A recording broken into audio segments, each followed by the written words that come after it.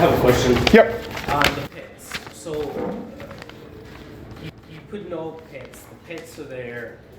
You file for eviction. The pets are still. First of all, you probably jumped the gun.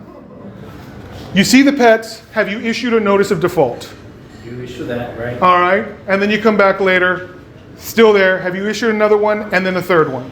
If you've done one notice and then you go back in another notice and you go back in a third notice and they still haven't done it, they're never going to do it. That's why it's appropriate to send the notice to vacate now and begin the eviction process. That's your last step because they didn't listen the first, second, or third time. They're not going to. And so the only way to force them out is with that eviction.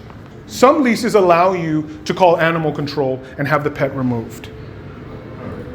I never liked that option, right?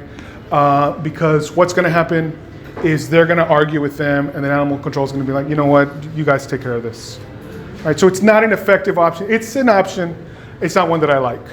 You're going to have to resort to the courts and then resort to using the security deposit to cover the damages caused by that animal, if any.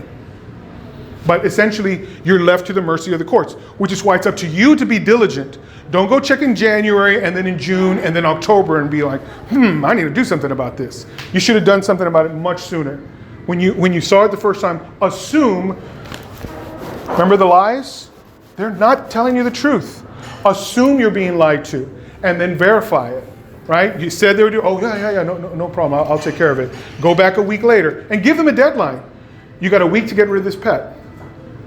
If on day 8 it's still there, notice to vacate. Another notice of default. You got another week. Please do it.